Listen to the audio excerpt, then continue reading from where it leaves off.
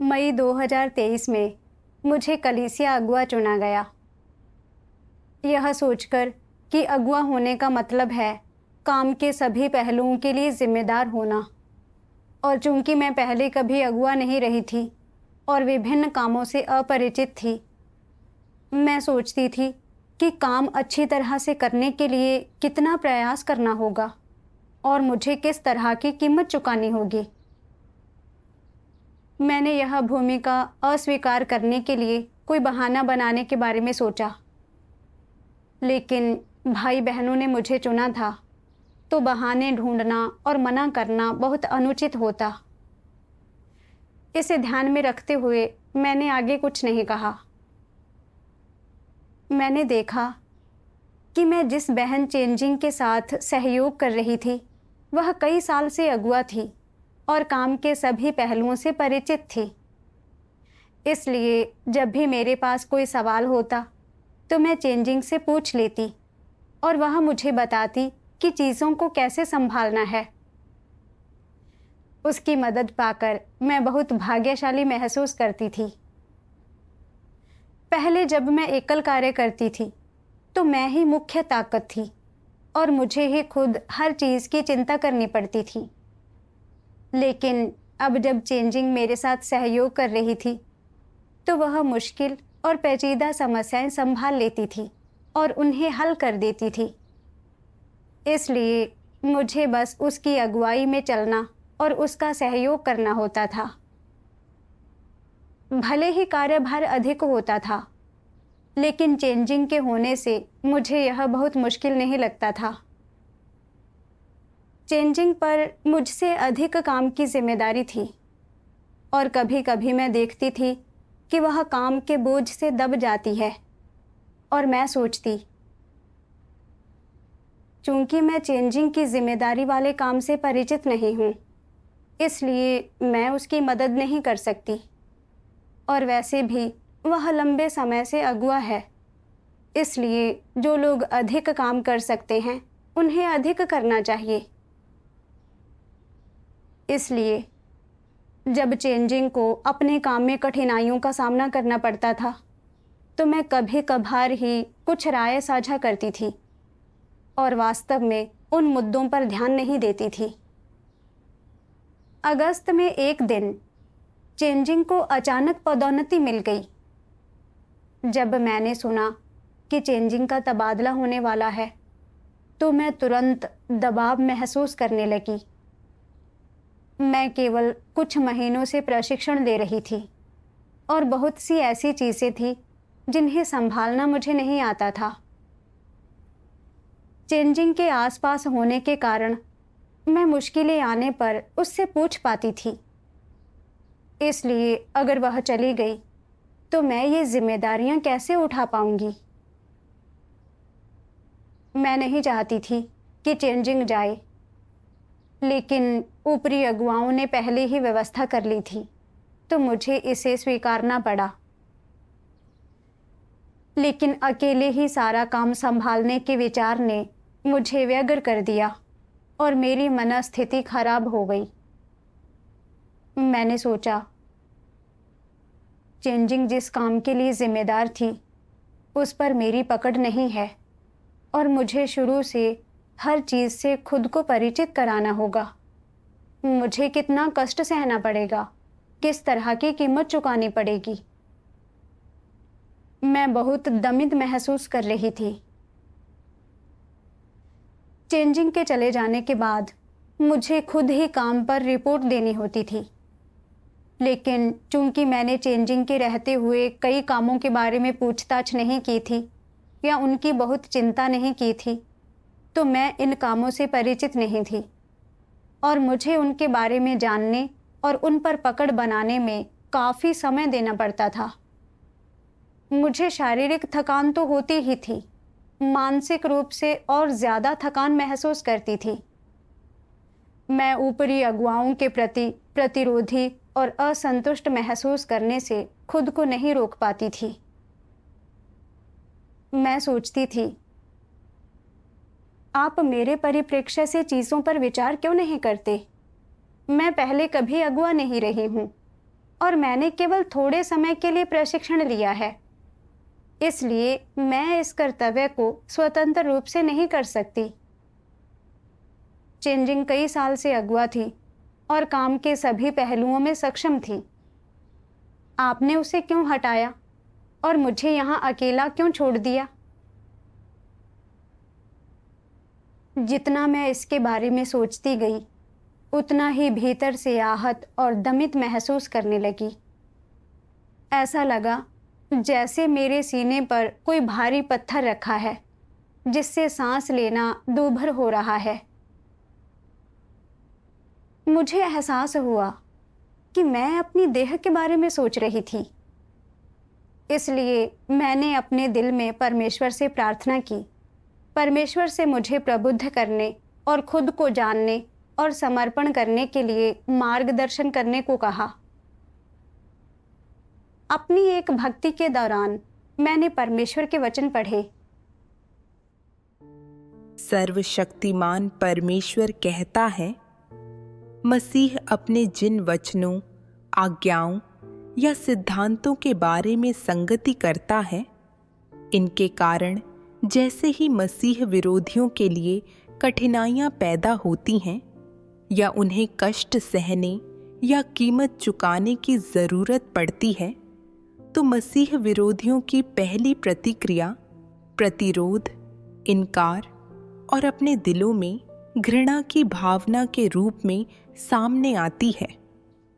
लेकिन जब उनकी मनपसंद या फायदेमंद चीज़ों की बात आती है तो उनका ऐसा ही रवैया नहीं होता।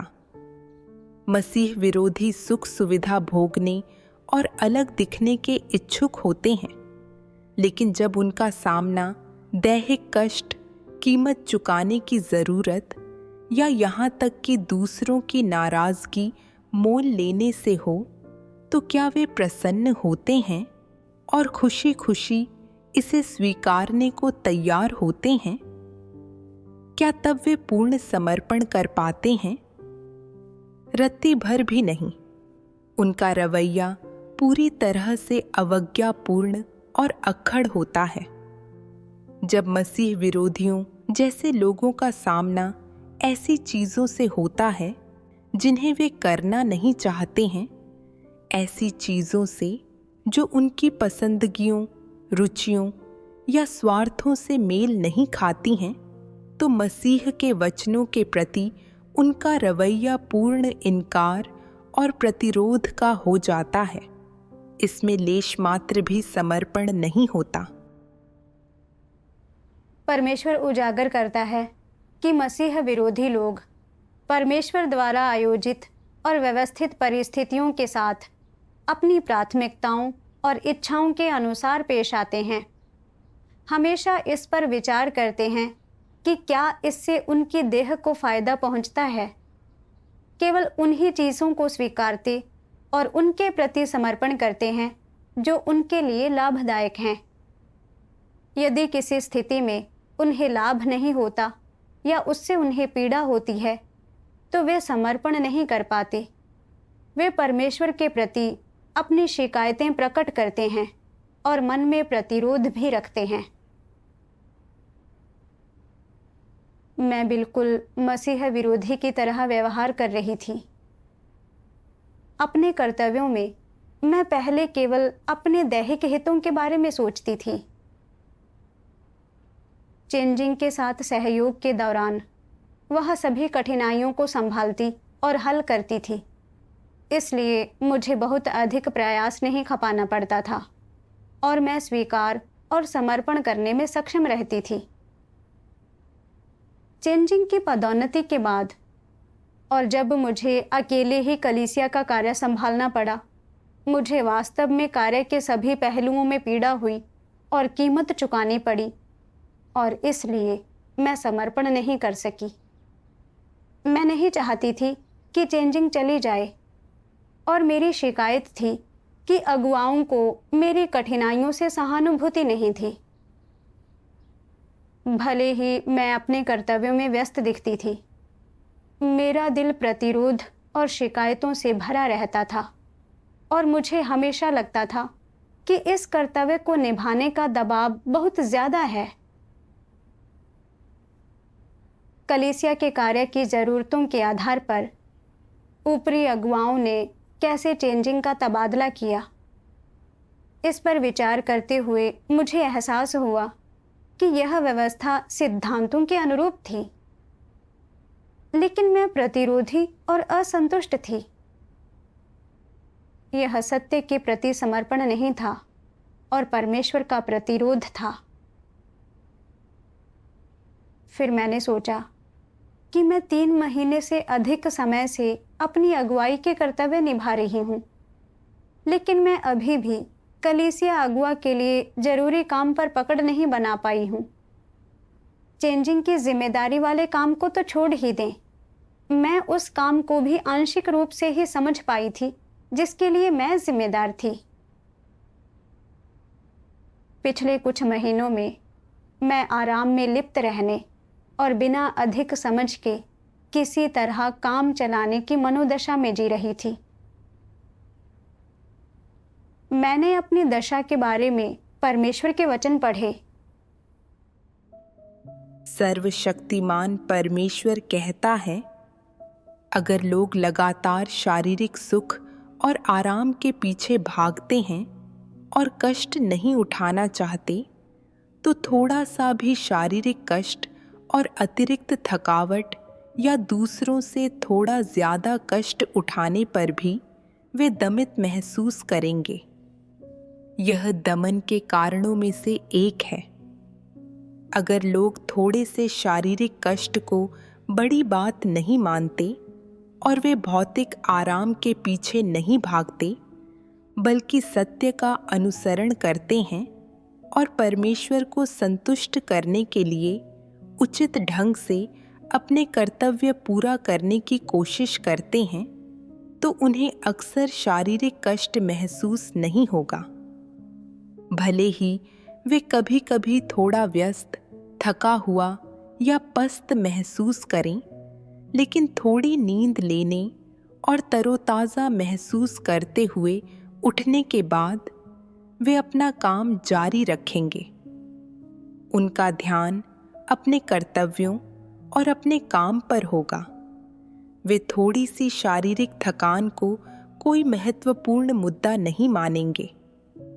हालांकि जब लोगों की सोच में कोई समस्या उत्पन्न होती है और वे लगातार शारीरिक सुख की तलाश में रहते हैं, किसी भी समय जब उनके भौतिक शरीर को थोड़ी सी भी कठिनाई झेलनी पड़ती है या उसे संतुष्टि नहीं मिल पाती, तो उनके भीतर कुछ नकारात्मक भावनाएं पैदा हो जाती हैं। उन्हें कोई भी काम दे दिया जाए, चाहे वह महत्वपूर्ण हो या सामान्य, कठिन हो या सरल, वे हमेशा लापरवाह और शातिर होते हैं और काम चोरी करते हैं। समस्याएं आने पर अपनी जिम्मेदारी दूसरों पर थोपने की कोशिश करते हैं, कोई जिम्मेदारी नहीं लेते हैं और वे अपना परजीवी जीवन जीते रहना चाहते हैं। क्या वे बेकार कचरा नहीं हैं? समाज में किसे रोजी रोटी कमाने के लिए खुद पर निर्भर नहीं रहना पड़ता है। एक बार जब व्यक्ति वयस्क हो जाता है तो उसे अपना भरण पोषण खुद करना चाहिए। उसके माता पिता ने अपनी जिम्मेदारी निभा दी है। भले ही उसके माता पिता उसकी मदद करने के लिए तैयार हों, वह इससे असहज होगा। उन्हें यह समझने में समर्थ होना चाहिए कि उनके माता पिता ने उनकी परवरिश करने की अपनी जिम्मेदारी पूरी कर दी है। वे हृष्ट-पुष्ट वयस्क हैं और उन्हें स्वतंत्र रूप से जीवन जीने में समर्थ होना चाहिए। क्या एक वयस्क में यह न्यूनतम सूझबूझ नहीं होनी चाहिए? अगर किसी व्यक्ति में सही मायने में सूझबूझ है, तो उसके लिए अपने माता पिता के पैसों पर जीवन यापन करते रहना बिल्कुल असंभव होगा। वह दूसरों की हंसी का पात्र बनने से, अपनी नाक कटने से डरेगा, तो क्या किसी सुविधा भोगी और काम से घृणा करने वाले व्यक्ति में कोई विवेक होता है? वे बिना काम किए कुछ हासिल करना चाहते हैं। वे कभी जिम्मेदारी पूरी नहीं करना चाहते हैं। वे चाहते हैं कि मिठाइयाँ आसमान से सीधे उनके मुंह में टपकें।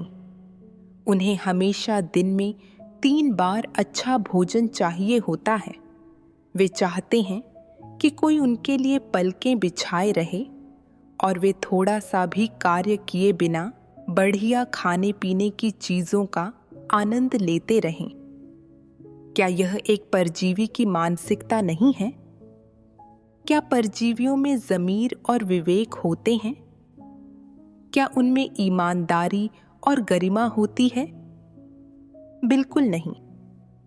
वे सभी मुफ्तखोर निकम्मे होते हैं, ज़मीर या विवेक से रहित जानवर। उनमें से कोई भी परमेश्वर के घर में बने रहने के योग्य नहीं है। परमेश्वर कहता है कि सामान्य समझ वाला व्यक्ति जब वयस्क हो जाता है और स्वतंत्र रूप से रह सकता है, तो उसे अपने श्रम से अपना भरण पोषण करने में सक्षम होना चाहिए। लेकिन जो व्यक्ति आराम पसंद है और काम से नफरत करता है, भले ही वह जीवित रहने में सक्षम हो, वह काम करने के लिए तैयार नहीं होगा और अपने माता पिता पर निर्भर रहकर जीवन बिताएगा। ऐसे लोग परजीवियों की तरह होते हैं। उनमें सत्यनिष्ठा और गरिमा की कमी होती है और वे जीने के लायक नहीं होते। मैं उन लोगों की तरह व्यवहार कर रही थी जो अपने माता पिता पर निर्भर रहते हैं, जैसा परमेश्वर उजागर करता है। चेंजिंग के साथ काम करते समय मुझ में महत्वाकांक्षा नहीं थी और मैं हर चीज़ के लिए उसी पर निर्भर थी। जब कलीसिया के कार्य में कठिनाइयाँ और समस्याएं आती थी, तो मैं उन्हें हल करने की जिम्मेदारी चेंजिंग पर छोड़ देती थी, ताकि मुझे खुद मेहनत ना करनी पड़े और मैं आराम कर सकूं। चेंजिंग के तबादले के बाद मैंने देखा कि मुझे खुद ही सभी कामों की चिंता करनी होगी और उनका ख्याल रखना होगा। इसलिए मैंने पीड़ित और दमित महसूस किया। मैं स्वीकार और समर्पण के लिए तैयार नहीं थी और यहाँ तक कि मैं चेंजिंग को अपने पास रखना चाहती थी, ताकि मुझे पीड़ा ना हो और कीमत ना चुकानी पड़े।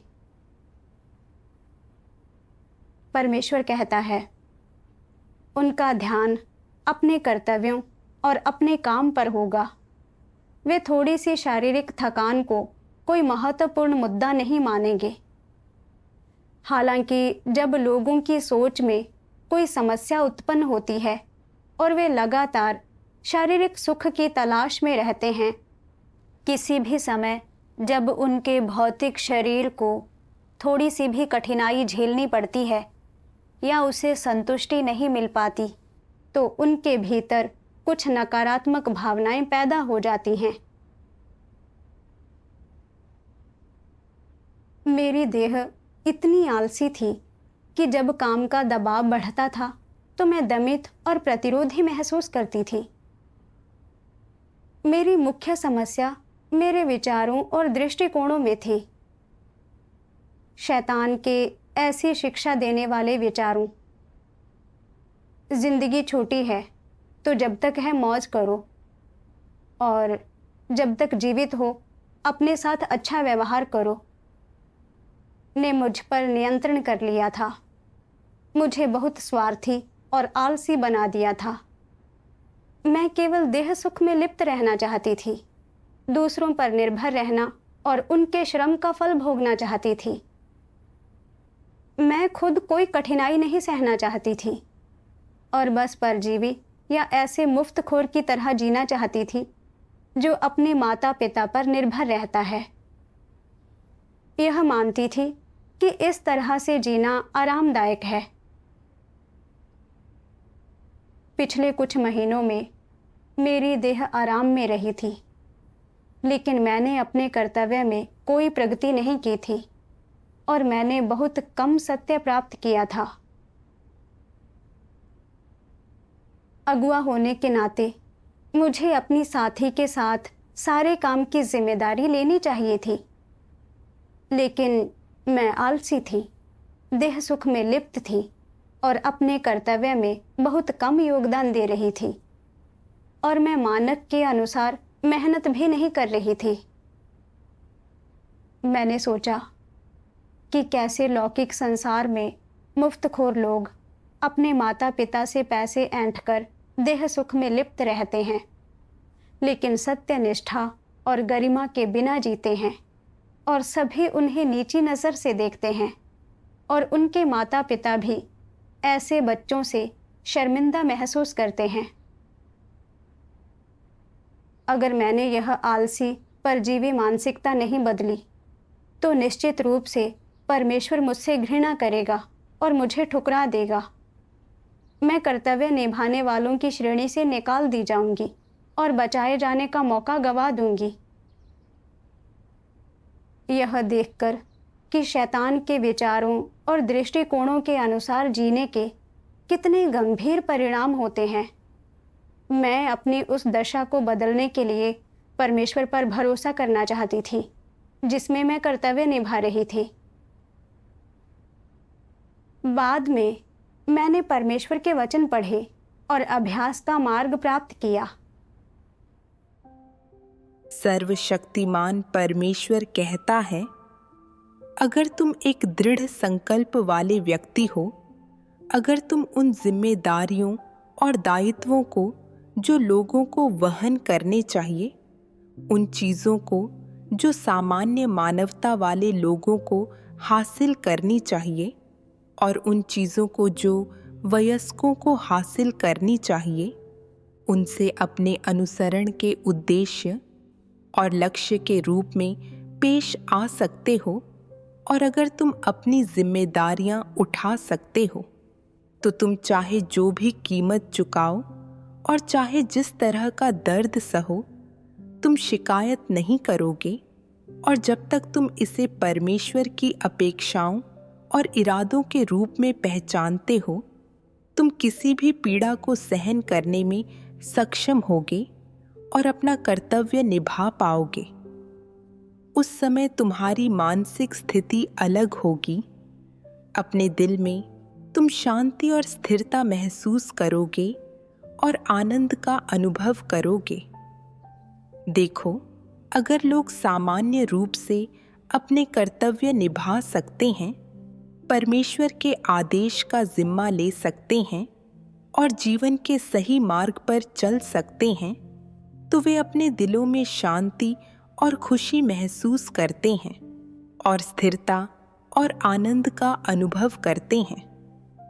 अगर वे इसके अलावा सत्य का अनुसरण कर सकते हैं और उस मुकाम तक पहुंच सकते हैं जहां वे सिद्धांतों के अनुसार कार्य करते हैं और अपने कर्तव्यों को अच्छी तरह से निभाते हैं, तो उनमें कुछ बदलाव आ चुके होंगे।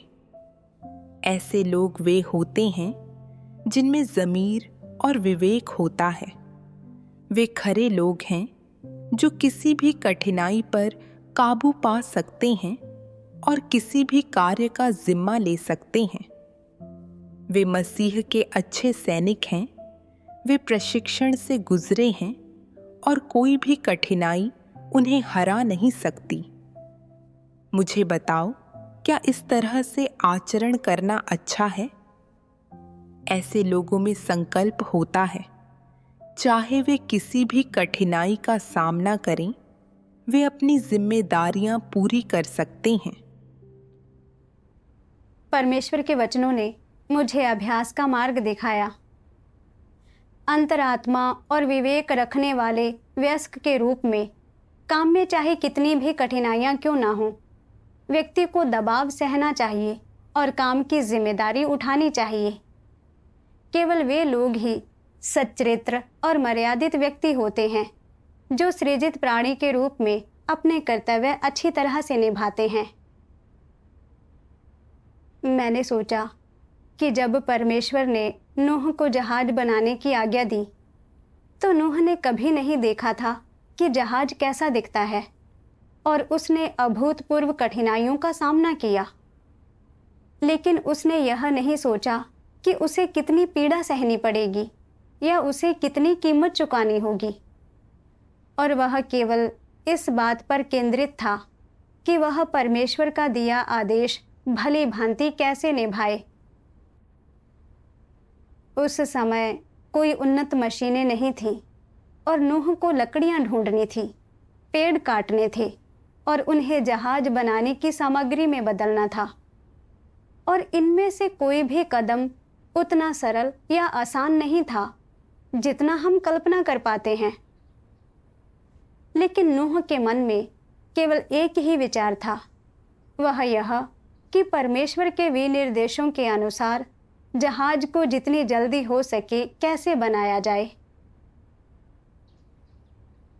नूह के चरित्र की तुलना अपने चरित्र से करके मुझे शर्मिंदगी महसूस हुई। परमेश्वर ने मेरे इस कर्तव्य में शामिल सभी सिद्धांतों को बहुत स्पष्ट रूप से प्रकट किया था। अगर अनिश्चितताएं थीं तो मैं ऊपरी अगुवाओं से मार्गदर्शन ले सकती थी और संदर्भ लेने और सीखने के लिए बहुत सारा पेशेवर ज्ञान उपलब्ध था। अगर मैं अधिक समय और प्रयास खपाती, मैं अपना कर्तव्य अच्छी तरह से कर सकती थी। एक अगुआ का कर्तव्य निभाते हुए मुझे विभिन्न कार्य करने चाहिए थे, लेकिन मेरे आलसीपन और महत्वाकांक्षा की कमी ने मुझे चेंजिंग की जिम्मेदारी वाले काम के प्रति उदासीन बनाए रखा और मैं उसमें शामिल नहीं हुई।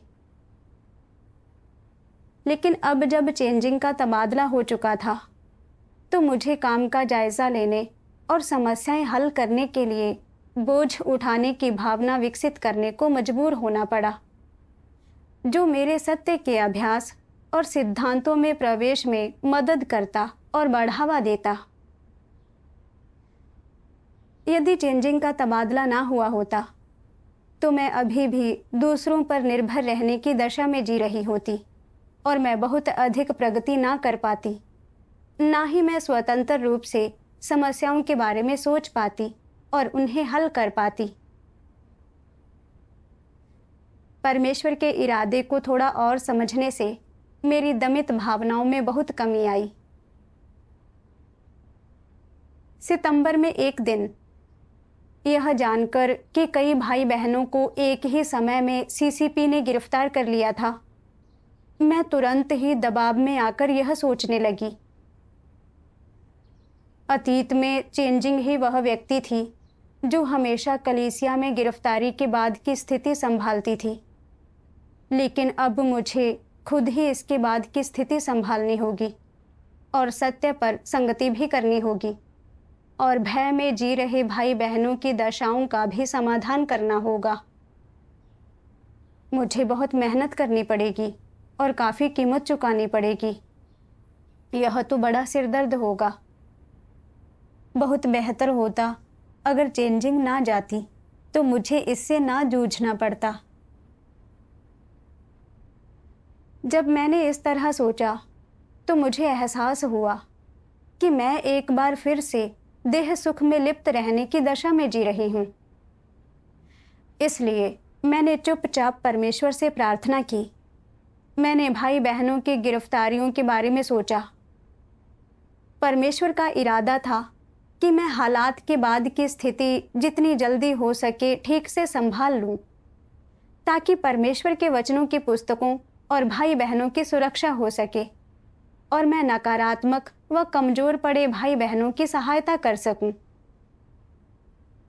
भले ही यह शारीरिक रूप से थका देने वाला होता, लेकिन अचानक आई स्थिति मेरे लिए एक परीक्षा थी और मामले खुद संभालने की मेरी क्षमता को प्रशिक्षित कर सकती थी।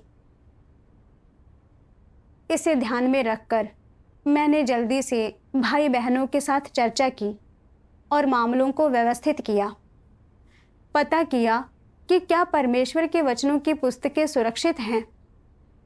जोखिम में पड़े भाई बहनों को तुरंत सुरक्षित स्थान पर स्थानांतरित करने की व्यवस्था की, और जब कोई अनिश्चितता हुई तो ऊपरी अगुवाओं से मार्गदर्शन मांगा।